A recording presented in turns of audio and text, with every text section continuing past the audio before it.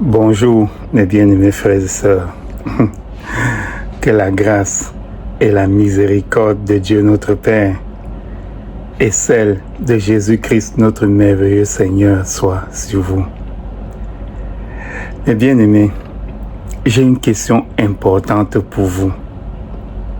Dites-moi, entre la doctrine de la Trinité pratiquée aujourd'hui par ceux qui se disent chrétiens et la doctrine du veau d'or, jadis pratiquée par les Israélites, qu'y a-t-il en commun? Dites-moi, entre la doctrine de la Trinité pratiquée aujourd'hui par ceux qui se disent chrétiens et la doctrine du veau d'or, jadis pratiquée par les Israélites, qu'est-ce qu'il y a en commun dans ces deux doctrines? Pourquoi je vous pose cette question? Eh bien, parce que si la doctrine de la Trinité est tant soit peu semblable à la doctrine du veau d'or, alors le monde actuel, soi-disant chrétien, a un vrai problème. En fait, presque toutes les dénominations dites chrétiennes à ce jour, catholiques ou protestantes, affirment dans leur profession de foi adorer le Dieu de la Trinité. Ainsi donc, si le culte du veau d'or pratiqué par les Israélites était une préfiguration du culte de la Trinité, alors le monde qui se dit chrétien à nos jours a un sacré problème. Parce que il est idolâtre et il ne le sait même pas. Maintenant, y a-t-il des similitudes entre le culte du veau d'or et celui de la Trinité? Eh bien, allons sonder le Saint-Livre et l'histoire pour le comprendre. Mes bien-aimés, il y a près de 3500 ans, Dieu envoya Moïse en Égypte délivrer les enfants d'Israël qui souffraient sous le joug de Pharaon et de ses serviteurs. Et 3 mois plus tard, donc 3 mois après que Moïse soit allé délivrer ses enfants d'Israël, les descendants de Jacob se trouvaient dans le désert, au pied du mont Sinaï, la montagne de Dieu, afin d'écouter les instructions du Très-Haut. Celui-ci arriva d'une façon si terrifiante et majestueuse en même temps qu'il vaut mieux que je retranscrive fidèlement cette rencontre. Le livre de l'Exode, au chapitre 19, les versets 16 à 19 disent ceci. Le 3e jour au matin, il y eut des tonnerres, ça c'était l'arrivée de Dieu, des éclairs et une épaisse nuée sur la montagne. Le son de la trompette retentit fortement et tout le peuple qui était dans le camp fut saisi d'épouvante. Moïse fit sortir le peuple du camp à la rencontre de Dieu et ils se plaçaient au bas de la montagne. La montagne de Sinaï était tout en fumée parce que l'Éternel y était descendu au milieu du feu. Cette fumée s'élevait comme la fumée d'une fournaise et toute la montagne tremblait avec violence. Le son de la trompette retentissait de plus en plus fortement. Moïse parlait et Dieu lui répondait à haute voix. Ainsi, l'Éternel descendit sur la montagne de Sinaï, sur le sommet de la montagne. L'Éternel appela Moïse sur le sommet de la montagne et Moïse monta. Nous voyons donc ici Dieu descendre dans toute sa gloire sur la montagne. Il y a de la fumée, il y a du feu, il y a un tremblement de terre, ainsi qu'un son lancinant de trompette. Ça devait être effrayant. Et le peuple vraiment fut effrayé. Il fut si effrayé qu'à un moment donné, ne pouvant plus supporter la scène, il supplia Moïse, donc le peuple supplia Moïse d'aller rencontrer Dieu seul sur la montagne et de venir leur apporter sa volonté. La venue de Dieu de cette façon avait plusieurs raisons. Entre autres, il voulait que le peuple voie sa gloire. Il voulait aussi que le peuple comprenne que c'est lui, le Tout-Puissant, qui parle à Moïse. Il voulait encore que le peuple le craigne et le respecte. Il voulait enfin que le peuple n'oublie jamais ni cette rencontre, ni les instructions qu'il allait leur donner. Et à ce propos, voici ce que dit le livre de l'Exode au chapitre 20, les versets 18 à 21. Voici ce que ce livre dit. Tout le peuple entendait les tonnerres et le son de la trompette. Il voyait les flammes de la montagne fumante. Et à ce spectacle, le peuple tremblait et se tenait dans l'éloignement. Ensuite, il dit à Moïse, « Parle-nous toi-même et nous t'écouterons. Mais que Dieu ne nous parle point, de peur que nous ne mourions. »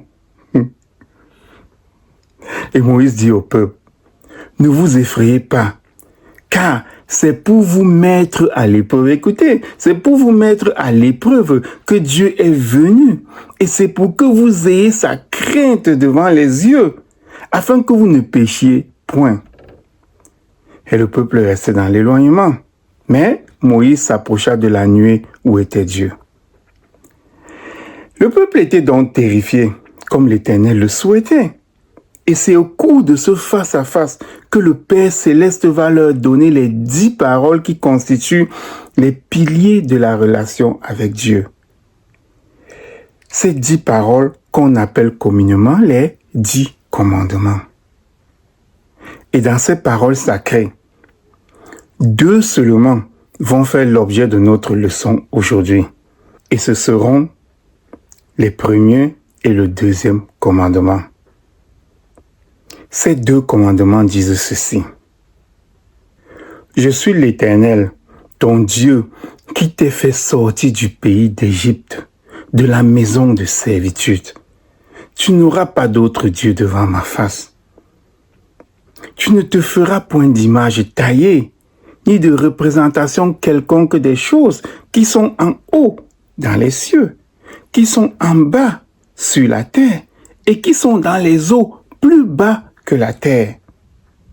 Tu ne te prosterneras point devant elles et tu ne les serviras point, car moi, l'Éternel ton Dieu, je suis un Dieu jaloux qui punit l'iniquité des pères sur les enfants jusqu'à la 3e génération, jusqu'à la 4e génération aussi, de ceux qui me haïssent, et qui fait miséricorde jusqu'à 1000 générations de ceux qui m'aiment et qui gardent mes commandements.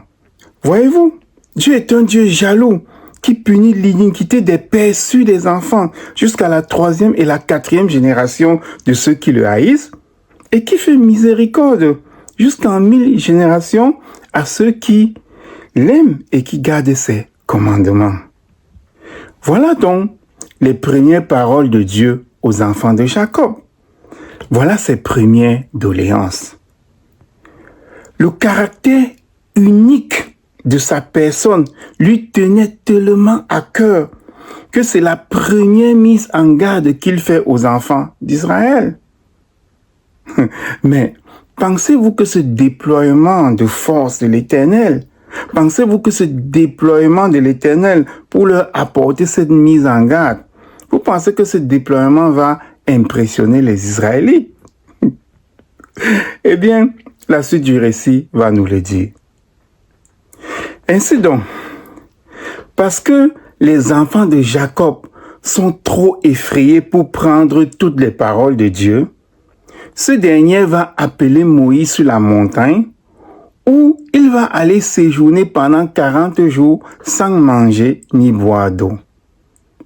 Et en allant sur la montagne, Moïse va laisser le soin du peuple à Aaron et à Hur en leur donnant pour mission de veiller sur le troupeau, de veiller sur les enfants d'Israël.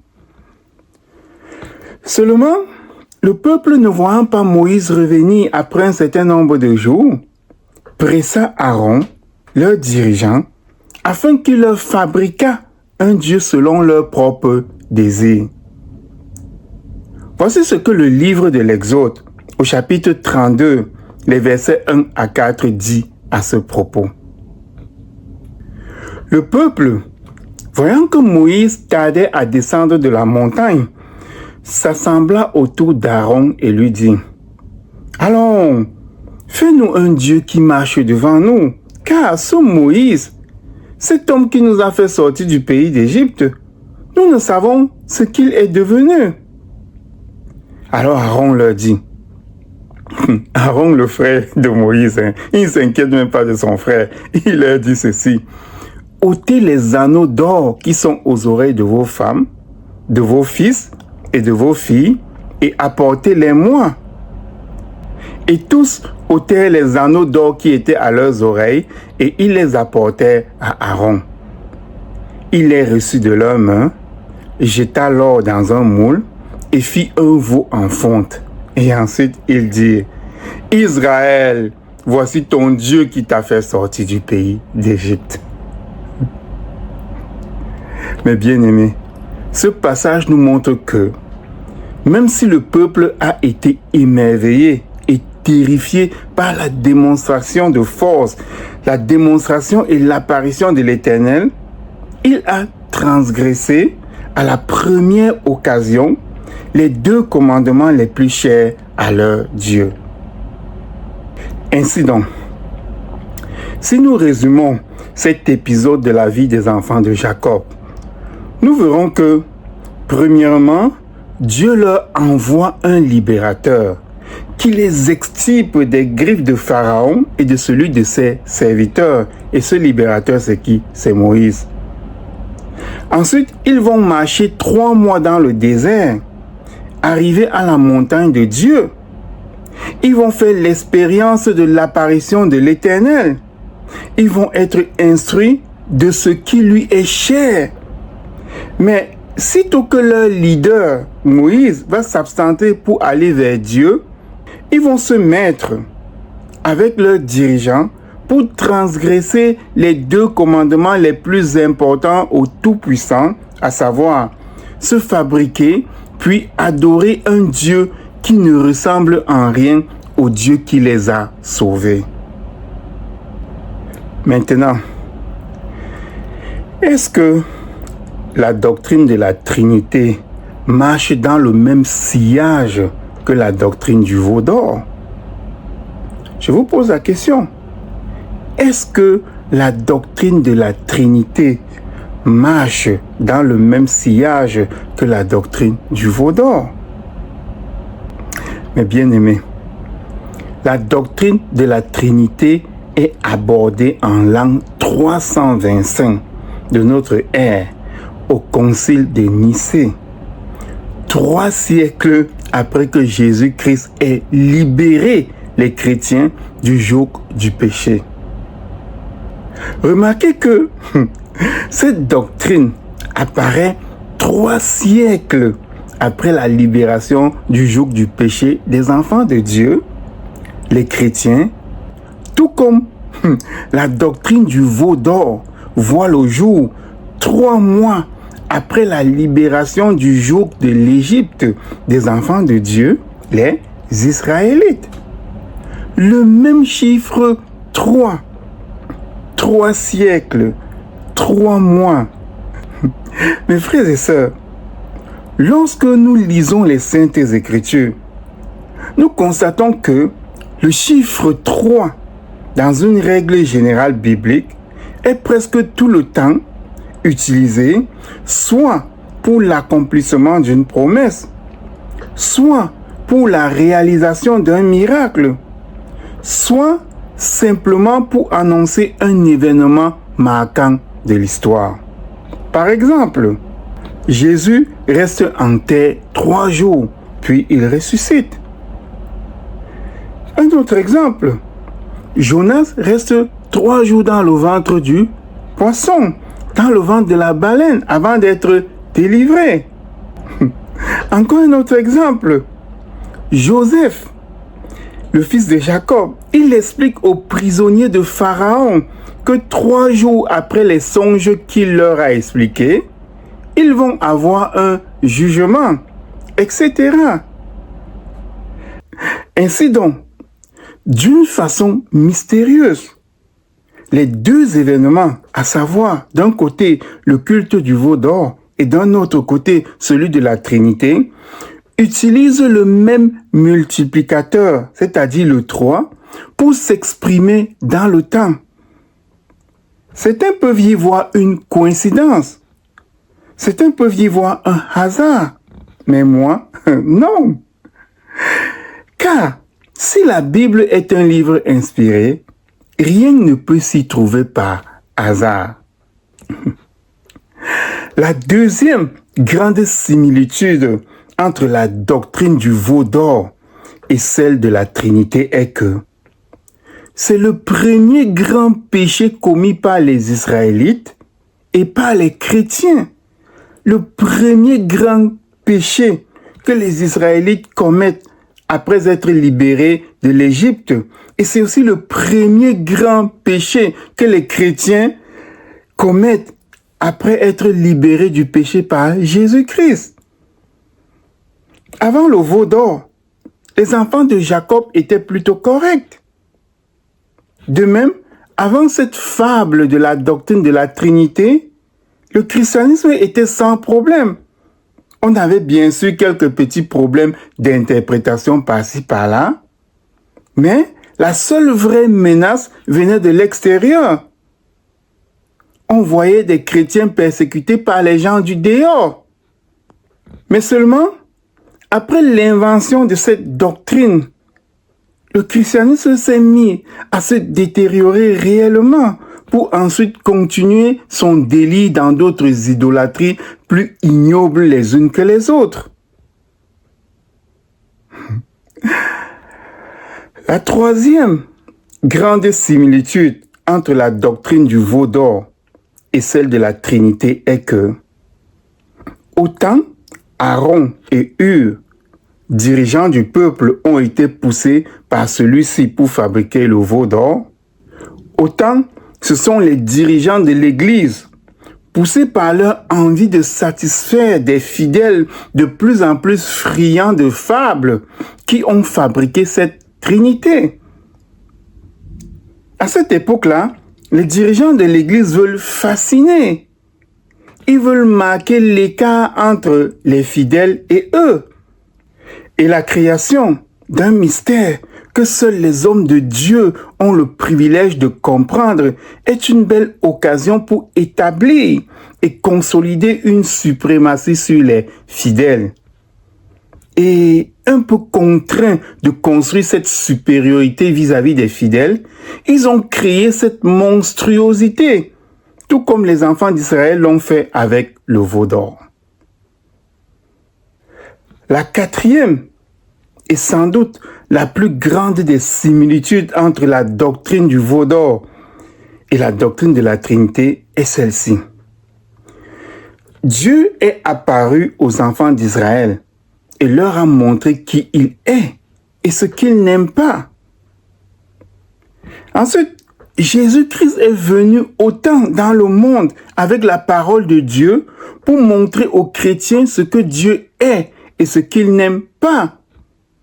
Par exemple, lorsqu'on demande à Jésus-Christ quel est le plus grand des commandements, il dit que Dieu est unique. Voilà le plus grand des commandements qu'il cite dans l'évangile de Marc, je pense au chapitre 12. Il dit que Dieu est unique. Ce qui veut dire que Dieu n'a pas de semblable. Plus tard, dans l'évangile de Jean, au chapitre 17, il déclare encore ceci. Il déclare que la vie éternelle, c'est de connaître le Père, le seul vrai Dieu, et ensuite de connaître celui qu'il a envoyé, Jésus-Christ. Vous voyez bien qu'il y a une personne qui est le vrai Dieu et il y a une autre personne qui est juste l'envoyé de Dieu, Jésus-Christ, notre Sauveur. Les apôtres de Jésus-Christ, après lui, attestent aussi qu'il n'y a qu'un seul et vrai Dieu et le seul qui est l'immortalité, comme le disait l'apôtre Paul, le seul qui ait l'immortalité, qui vit une lumière inaccessible qu'aucun homme ne peut voir et qu'aucun homme n'a même jamais vue. La similitude réside donc dans le fait que les enfants d'Israël, connaissant qui est le vrai Dieu, ce qu'ils aiment ou détestent, se sont fabriqués un Dieu selon leur propre désir et lui ont quand même donné l'attribut de celui qui les avait réellement sauvés. Ils ont donné à cette chose immonde ce titre qui n'était réservé qu'à Dieu. Ils disent de cette chose, voici ton Dieu. Il dit, Israël, voici ton Dieu qui t'a fait sortir du pays d'Égypte. Ce titre-là, ton Dieu qui t'a fait sortir du pays d'Égypte, Dieu seul méritait ce titre-là. Et ils ont pris ce titre-là, ils ont donné cela à une chose immonde, un veau d'or.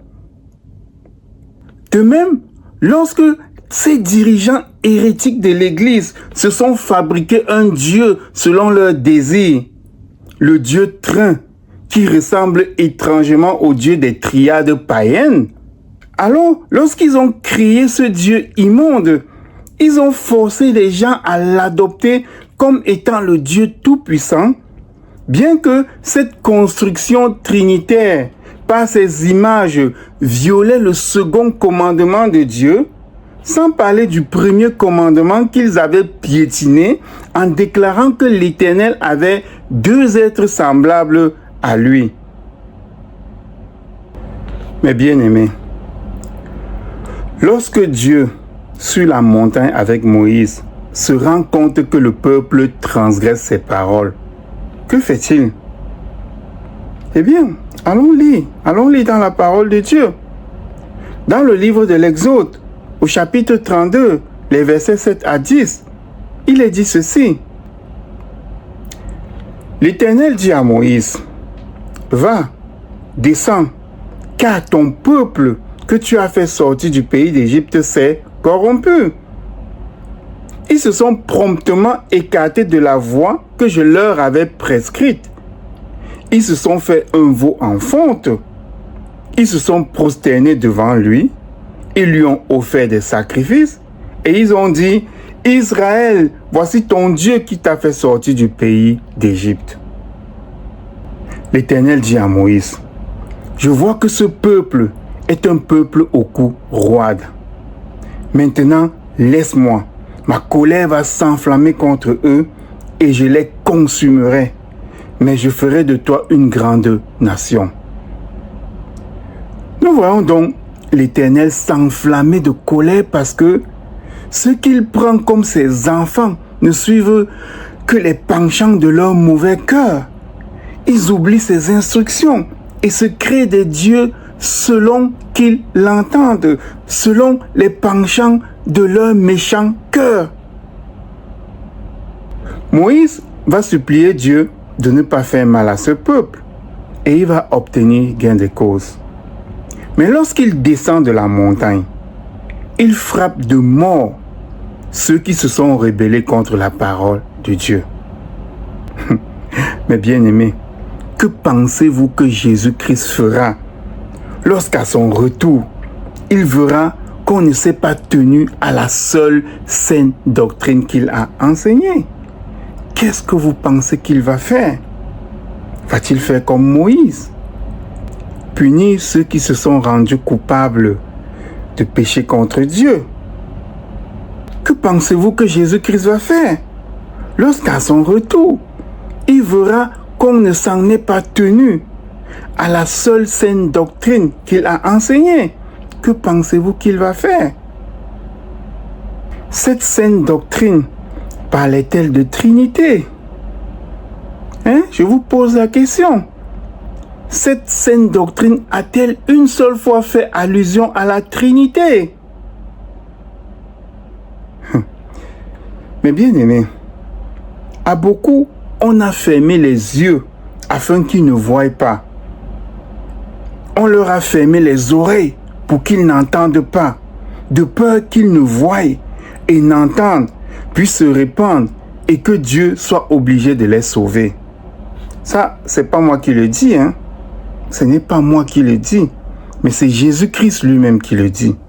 Lisez dans l'évangile de Matthieu, au chapitre 13, et vous verrez ce que je déclare. On a fermé les yeux et on a bouché les oreilles à certaines personnes pour qu'ils ne voient pas et qu'ils n'entendent pas, de peur qu'ils ne voient, n'entendent, ne se répandent et que Dieu ne soit obligé de les sauver. Et c'est Christ qui dit cela.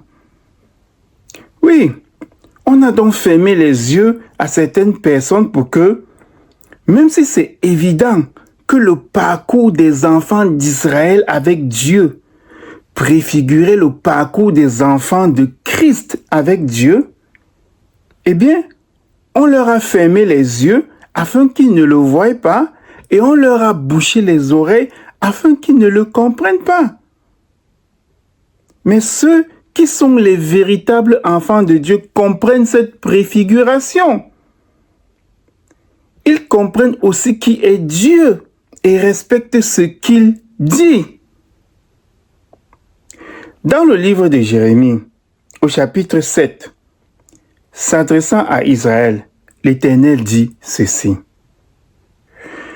Ainsi parle l'Éternel des armées, le Dieu d'Israël. Ajoutez vos holocaustes à vos sacrifices et mangez-en la chair. Car je n'ai point parlé avec vos pères et je ne leur ai donné aucun ordre le jour où je les ai fait sortir du pays d'Égypte au sujet des holocaustes et des sacrifices. Mais voici l'ordre que je leur ai donné.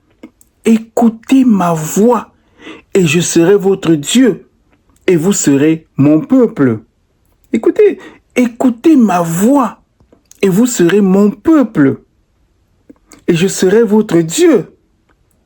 Marchez dans toutes les voies que je vous prescris afin que vous soyez heureux. Et ils n'ont point écouté, ils n'ont point prêté l'oreille. Ils ont suivi les conseils, les penchants de leur mauvais cœur. Ils ont été en arrière et non en avant. Est-ce que vous entendez cela? Sinon, je vais le répéter pour vous. Mais, voici l'ordre que je leur ai donné à qui? Aux Israélites. Écoutez ma voix, et je serai votre Dieu, et vous serez mon peuple. Marchez dans toutes les voies que je vous prescris, afin que vous soyez heureux. C'est d'écouter la voix de l'Éternel qui fait de lui notre Dieu.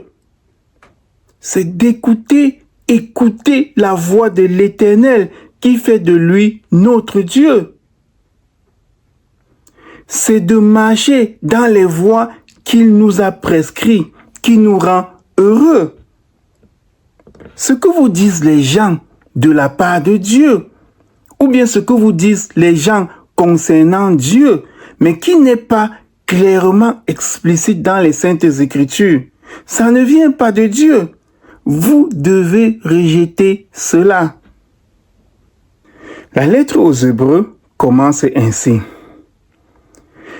Après avoir autrefois et à plusieurs reprises et de plusieurs manières parlé à nos pères par les prophètes, Dieu, dans ces derniers temps, nous a parlé par le Fils, qu'il a établi héritier de toutes choses, par lequel il a aussi créé le monde.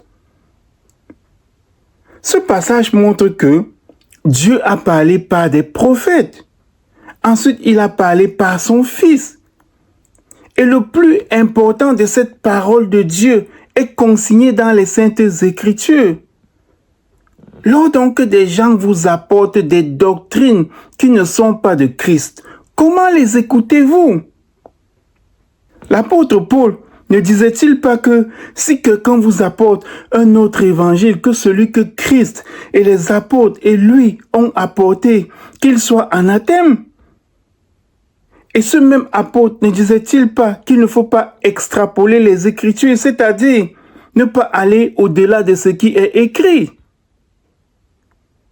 Pourquoi donc des gens adoptent des dieux qui proviennent de la réflexion et de l'imagination, qui provient du penchant des mauvais cœurs de tous ces dirigeants de l'Église?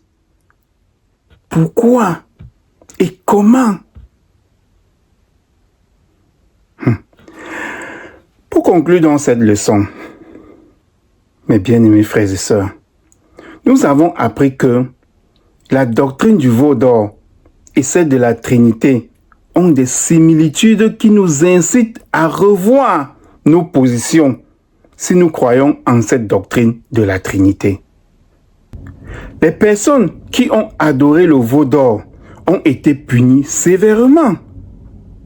Ceux qui adorent une doctrine qui est similaire à celle du veau d'or seront punis également de la même façon. Le culte du veau d'or adore un Dieu qui n'a rien à voir avec celui présenté par Moïse aux enfants d'Israël.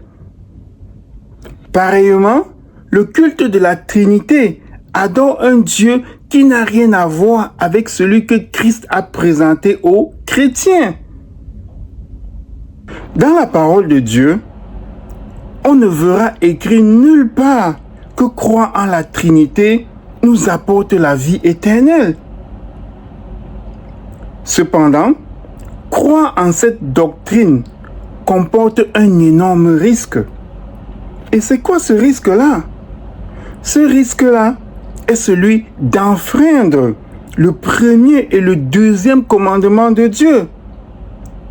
Ces deux commandements parlent d'une gloire qui n'appartient qu'à Dieu seul. Et nous savons par les Saintes Écritures que Dieu ne veut céder sa gloire à personne.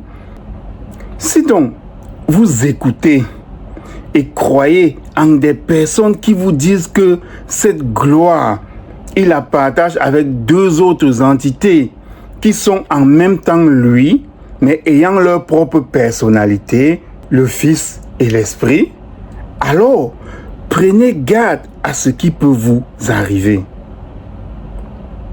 Enfin, le veau d'or était une préfiguration de la Trinité, une sorte d'avant-goût de cette doctrine dangereuse, une idolâtrie dans laquelle est tombé le premier peuple de Dieu, afin que le second peuple de Dieu, dont les chrétiens, nous, afin que ce second peuple le sache et l'évite.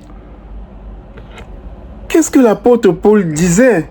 Ou bien qu'est-ce que l'apôtre Paul dit dans la première lettre aux Corinthiens, au chapitre 10? Il dit que les choses qui se sont passées avec les Israélites étaient pour notre enseignement et qu'elles ont été écrites pour nous instruire. Est-ce que vous comprenez? Ce qui est arrivé dans le désert avec le veau d'or était une préfiguration. Ça nous montrait ce qui allait arriver même avec nous, les chrétiens, le nouveau peuple de Dieu. Et tout cela a été consigné dans la Bible pour notre instruction. Alors, pensez-y bien avant même de fréquenter ces églises où la profession de foi affirme que Dieu est une Trinité. Pensez-y bien et prenez les vraies décisions.